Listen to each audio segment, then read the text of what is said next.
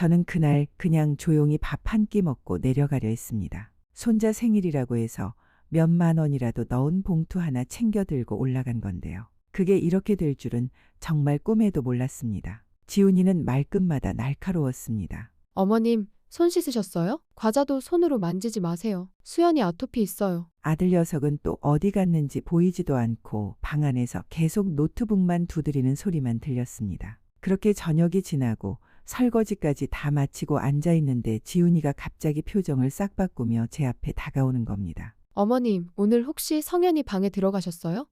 응. 잠깐 들어갔다 나왔지. 애기 방이 너무 어두워서 불도 켜주고 인형도 정리해줬어. 그 말이 끝나자마자 지훈이가 무서운 표정으로 말했습니다. 거기 있던 성현이 용돈 봉투 없어졌어요. 제가 오전에 분명히 침대 옆 협탁에 놔뒀거든요. 10만 원짜리 3장이었어요. 어머님 혹시 모르고 챙기신 건 아니시죠? 순간 저는 귀를 의심했어요. 30만 원이 없어졌다고요. 그걸 내가 가져갔다고. 지훈아, 너 지금 그게 무슨 말이니? 내가 내 아들 용돈을 훔쳤다는 거야. 제 목소리는 떨리고 있었고 숨이 턱 막혀 말끝이 갈라졌습니다. 단 한 번도 그런 말 들어본 적 없는데 내 며느리 입에서 그런 말이 나올 줄은 꿈에도 몰랐어요. 지훈이는 두 팔을 가슴에 꼭 끌어안은 채 차가운 눈빛으로 고개를 갸웃했어요. 전 그냥 여쭤보는 거예요. 의심이 아니라 확인 차원에서요. 이 집에 오늘 어머님 말고는 아무도 안 왔고요. 성현이도 제 옆에서 계속 놀고 있었어요. 그리고 아침엔 분명히 봉투가 있었거든요. 말은 공손한 척했지만 그 말투는 뼛속까지 날카로웠습니다.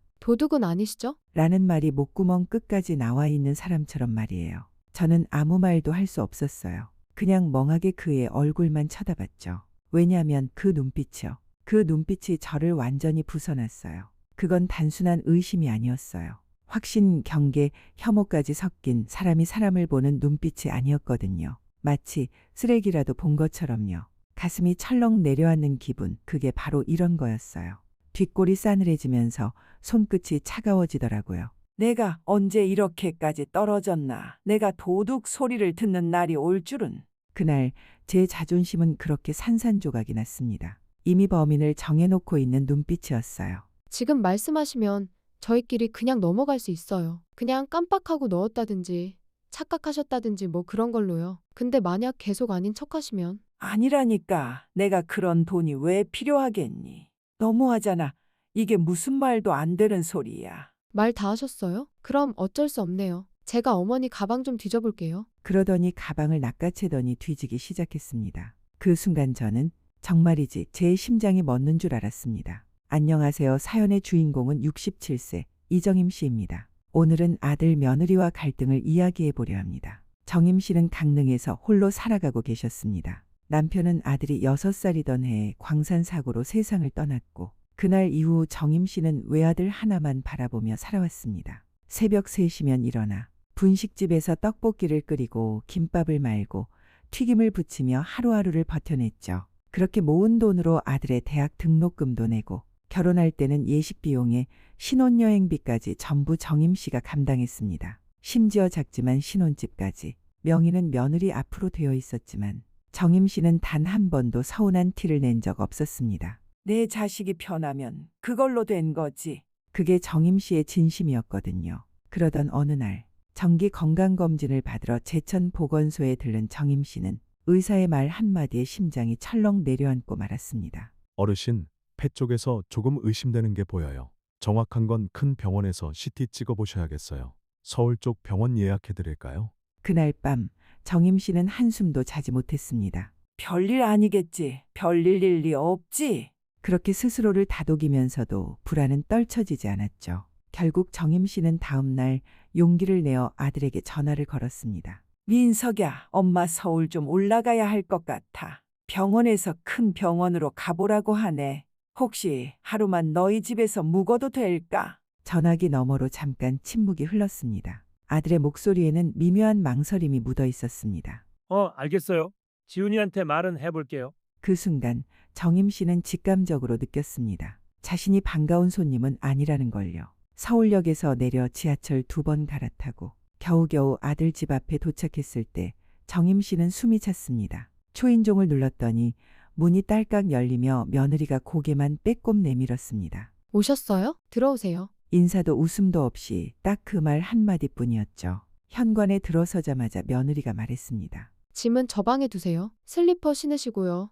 실내는 맨발 안 돼요. 그 말투가 어찌나 딱딱하던지 정임 씨는 죄인처럼 고개를 끄덕였습니다. 방에 들어가는 길 며느리는 또 말했습니다. 화장실은 오른쪽인데 수건은 본인 거 따로 쓰세요. 저희는 가족끼리도 수건은 구분하거든요. 그 말을 들은 순간 정임 씨는 입술을 꼭 깨물었습니다. 가족끼리도 나는 이 집에서 가족이 아닌가. 저녁이 되어도 아무도 밥 먹자는 말을 하지 않았습니다. 정임 씨는 조심스레 냉장고 문을 열었습니다. 찬밥, 묵은 김치, 멸치볶음 조금 그걸 꺼내 조용히 데워 먹는데 며느리가 부엌으로 들어오더니 말했습니다. 어머님, 그거 드신 거는 꼭 설거지 해주세요. 그릇 헷갈리면 안 되니까요.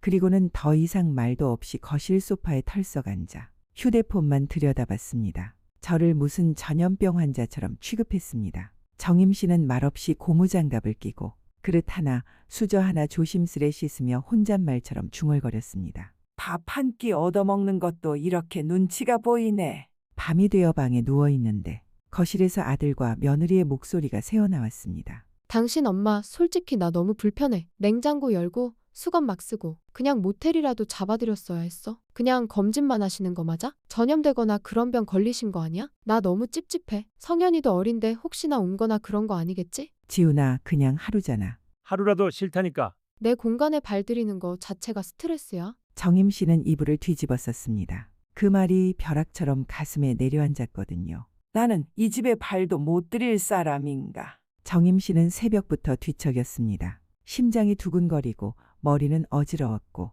무릎은 구부릴 때마다 뻐근하게 시큰거렸죠. 큰 병원은 처음인데 어떻게 가야 하나. 불안한 마음에 정임 씨는 아침에 부엌으로 나왔습니다. 지훈이는 식빵을 입에 물고 핸드폰을 보며 분주하게 움직이고 있었죠. 정임 씨는 조심스럽게 입을 열었습니다. 지훈아, 그게 오늘 병원 좀 같이 가줄 수 있을까? 서울병원은 처음이라 길도 모르겠고.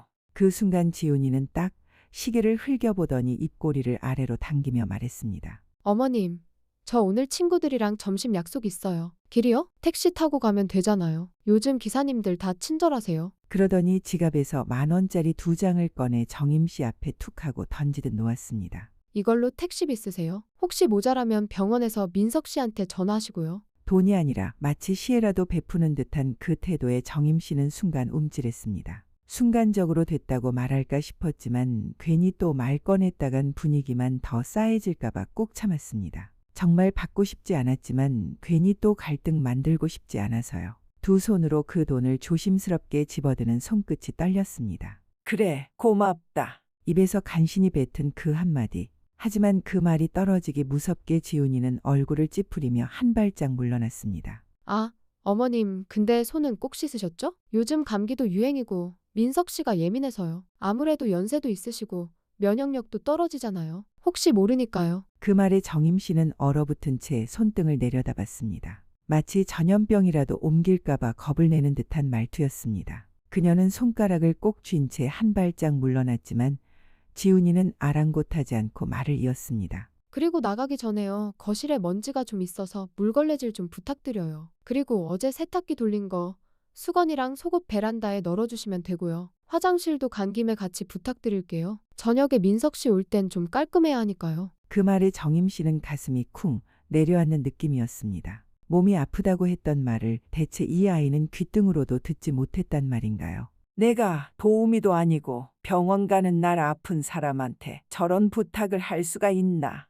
그럼에도 불구하고 입은 또 순순히 열리고 맙니다. 그래, 알겠다. 그 말이 입에서 나올 때 정임 씨는 스스로도 놀랐습니다. 왜 이렇게까지 작아졌을까요? 왜 이렇게까지 자신이 무력한 존재가 되어버렸는지. 지훈이는 그 말을 듣고 만족한 듯 고개를 끄덕이며 가방을 챙기더니 문을 박차고 나가기 전 이렇게 말합니다. 그럼 다녀올게요. 청소 꼭 부탁드려요. 민석 씨 오기 전까지요. 문이 쾅 하고 닫히는 소리에 정임 씨는 그 자리에 멈춰 서 있었습니다. 손에 쥐어진 10,000원짜리 2장이 마치 얼굴에 날아온 따귀처럼 따갑게 느껴졌습니다. 그날 아침 정임 씨는 처음으로 생각했습니다. 이 집에 내가 설 자리는 없구나. 문이 닫히고 조용해진 거실에 정임 씨는 천천히 주저앉았습니다. 그리고 가방을 끌어안고 잠시 멍하니 앉아 있었습니다. 몸이 아픈 날도 나는 이 집에서 그냥 일하는 사람인가. 택시를 타고 병원에 도착했지만 정임 씨는 발이 떨어지지 않았습니다.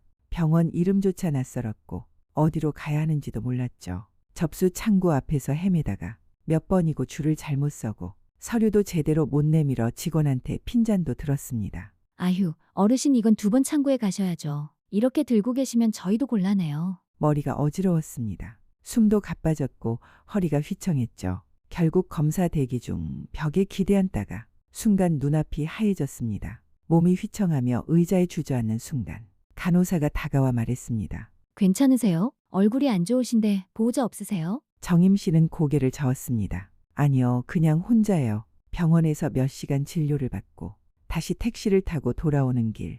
정임 씨는 창밖을 보며 생각했습니다. 내 신세가 왜 이렇게나. 이 나이에 병원 한 번도 제대로 못 오고 이렇게 눈치 보며 다녀야 하나. 집에 도착하자 현관 비밀번호는 여전히 그대로였습니다. 다행히 며느리는 아직 들어오지 않았습니다. 정임 씨는 쓰러지듯 소파에 앉아 숨을 몰아쉬었습니다. 잠시 뒤 문이 열렸고 경쾌한 하이힐 소리와 함께 며느리가 들어왔습니다. 어머님, 오셨어요? 검사 잘 받으셨어요? 그 말에 정임 씨는 마음이 조금 풀리는 듯 했지만 그건 착각이었습니다. 불과 10분도 지나지 않아 방 안에서 며느리의 목소리가 터져나왔습니다. 어머님, 혹시 성현이 방에 있던 봉투 못 보셨어요? 정임 씨는 깜짝 놀랐습니다. 봉투라니 무슨 봉투 말이니? 제가 오전에 분명히 침대 옆 협탁에 놔뒀거든요. 5만 원짜리 4장이었어요. 어머님 혹시 모르고 챙기신 건 아니시죠? 어머님 말고는 오늘 집에 아무도 없었잖아요. 정임 씨는 얼어붙었습니다.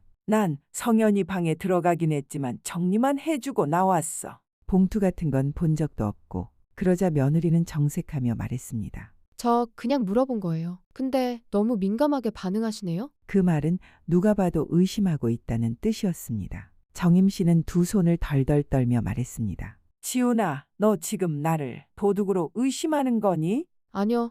전 그런 말 안 했어요. 그냥 상황이 좀 이상해서요. 제가 없던 시간에 오직 어머님만 계셨으니까요. 그럴 수도 있잖아요. 혹시 무심코 가져가신 건지 아니면 착각하신 건지. 정임 씨는 숨이 턱 막혔습니다. 검사받고 힘들게 돌아왔더니 이제는 돈까지 내가 가져갔다고. 그때였습니다. 지훈이 며느리는 말끝을 흐리더니 결국 본심을 꺼냈습니다. 혹시 병원비 때문에 그러신 건 아니죠? 차라리 돈이 없으시면 달라고 하시지. 정임 씨는 그 말을 듣는 순간 온몸이 굳어버렸습니다. 뭐라고? 그냥요. 큰 병원 처음 가시면 돈 많이 나가잖아요. 혹시 검사비나 약값이 부족하셨나 해서요. 그 말에 정임 씨는 두 손을 덜덜 떨며 며느리를 바라봤습니다. 너 지금 내가 병원비 없어서 손주 방 서랍 뒤져 돈 훔쳤단 소리니? 아니요, 그런 뜻까진 아닌데요. 그럴 수도 있잖아요. 어르신들도 가끔 헷갈리거나 무의식 중에 그런 경우 있으니까요. 그러면서 지훈이는 한 걸음 다가오더니 갑자기 정임 씨 옆에 놓인 여행 가방을 손에 들었습니다. 어머님, 기분 나쁘시겠지만 혹시 모르니까 제가 한 번만 확인할게요. 오해 없게요. 제가 가족이라도 찝찝한 건 못 참거든요. 정임 씨는 눈을 크게 뜨고 가방을 붙들었습니다. 그만둬. 그걸 왜 뒤져? 그건 내 짐이야. 하지만 지훈이는 말을 듣지 않았습니다. 그녀는 그대로 지퍼를 열고 가방을 뒤지기 시작했습니다. 속옷, 세면도구, 약봉투, 스카프, 낡은 가방 안에 든 건 고작 그것뿐이었습니다. 그러자 지훈이는 시큰둥하게 말했습니다.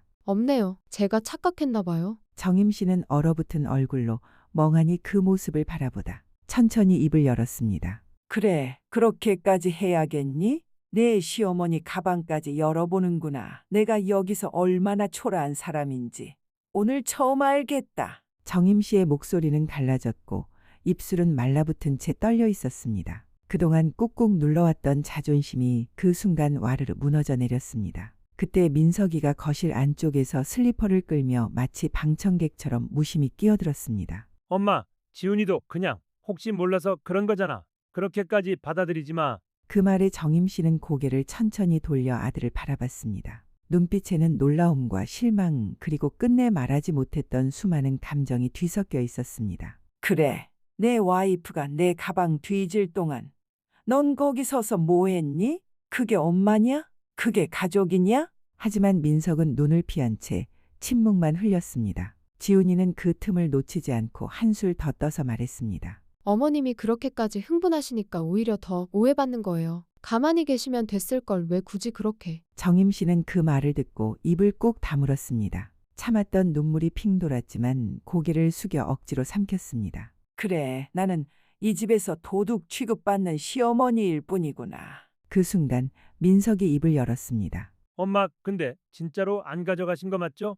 나도 엄마를 믿긴 하는데 요즘 세상의 모든 확인은 해야 하니까. 그 말에 정임 씨는 멍해졌습니다. 너 지금 뭐라고 했니? 그러니까 진짜 아니라면 괜찮은 거잖아. 지훈이도 그냥 걱정돼서 그런 거고. 그 순간 정임 씨의 등골이 서늘해졌습니다. 내가 낳아 키운 자식이란 놈 입에서 진짜 아니면 괜찮다는 말이 나올 줄은 몰랐습니다. 민서가, 너희 둘 다 나한테 오늘 무슨 짓을 했는지 평생 기억하게 될 거다. 정임 씨는 그렇게 말하고는 떨리는 손으로 조용히 식탁 위 봉투를 집어들었습니다. 그 안에는 손자 생일이라며 준비해 온 봉투가 그대로 남아 있었습니다. 축하한다. 성현이 생일 잘 보내라. 나는 더 이상 너희 집에 올 일 없을 거니까. 정임 씨는 현관문을 열며 마지막으로 한 번 뒤를 돌아봤습니다. 민석과 지우는 여전히 제 자리에서 미동도 없이 서 있었습니다. 그 모습이 꼭 남의 일 구경하는 방청객 같았어요. 문이 닫히는 쿵 소리와 함께 정임 씨의 가슴 한켠이 텅 비어갔습니다. 몸이 떨렸고 가슴이 뻐근하게 쪼여왔습니다. 그녀는 조용히 짐가방을 다시 열고 속옷을 접고 티셔츠를 접고 스카프를 말았습니다. 그리고 중얼거렸습니다. 됐다. 내가 길거리에서 자는 일이 있더라도 이 집엔 다시는 발 안 들일 거다. 그리고 너희는 이 날을 평생 후회하게 될 거다. 내가 민석이 태어나자마자 그 작은 손을 잡고 다짐했었지. 이 아이는 절대 굶기지 않겠다. 무슨 일이 있어도 내 손으로 지키겠다. 그래서 시작한 게 연금보험이었어요. 아들이 돌되던 해부터 매달 30만 원씩 빠듯한 살림살이였지만 단 한 달도 빠지지 않고 30년을 꼬박꼬박 넣었습니다. 5년, 10년, 15년 그렇게 시간이 흘러 어느새 원금이 3억이 됐고 이자가 복리가 붙어 꽤 큰 돈이 모였습니다. 보험사에서 전화가 왔습니다. 고객님, 아드님이 신학인 민석 씨 이름으로 되어 있는 이 연금. 이번 달부터 일시불로 찾으실 수 있고 아드님 55세부터 평생 연금 형태로 받을 수 있습니다. 일시불 수령은 6억 정도 되고요. 연금 형태로 받으시려면 김민석 씨는 55세부터 매달 350만 원씩 평생 지급입니다. 혹시 수령 방식 조정 원하시나요? 그 순간 나는 웃음이 났습니다. 지금껏 그렇게 민석이만 생각하고 살아왔지만 내가 돌아받은 건 가방 뒤지는 며느리의 손, 눈치 보는 아들의 비아냥거리는 의심에 찬 눈. 그게 전부였잖아요. 그래서 나는 말했습니다. 김민석이 이름으로 되어 있는 거, 그거 내 명의로 변경해 주세요. 일시불 말고 매달 연금으로 받을게요. 이젠 나를 위해 쓰렵니다. 제 명의로 바꿔 제기받으면 한 달에 얼마 받을 수 있나요? 상담사는 살짝 놀라는 눈치였지만 이내 좋은 결정이시라며 이내 다음달부터 300씩 매달 연금 형태로 지급이 된다고 친절하게 얘기해 주었습니다. 내가 증권 원본과 신분증을 들고 직접 가서 서류를 다시 썼죠. 법적으로 문제가 될 게 없었거든요. 가입은 내가 했고 보험료도 내가 다 냈으니까요. 며칠 뒤 보험사에서 그 변경 내용을 민석이 앞으로 통보서로 보냈다고 하더군요. 민석 명의의 보험이 해지되고 연금 수령권이 정임 씨로 넘어갔습니다. 라는 문구가 쓰인 서류와 함께요. 그리고 바로 다음 날 저녁 문을 벌컥 열고 민석이와 지훈이가 현관을 쾅 차고 들어왔습니다. 엄마, 이게 뭐야? 내 이름으로 된 연금이 왜 엄마 앞으로 넘어간 거야? 지훈이는 아예 서류를 들고 와서 소리쳤습니다. 어머님, 이거 농담이죠? 민석 씨 이름으로 5억짜리 연금이 있었는데 그걸 몰래 명의 변경하셨다고요? 나는 소파에 앉아 있다. 천천히 고개를 들고 둘을 바라봤습니다. 몰래 그 돈 누가 넣었니? 30년 동안 누가 넣었니? 네가 넣었니? 그건 엄마가 넣었지만 내 이름으로 했잖아. 그래, 내 이름으로 했지. 내가 살아있을 동안 내가 너만을 믿고 살았으니까. 그런데 그걸 이제 와서 왜?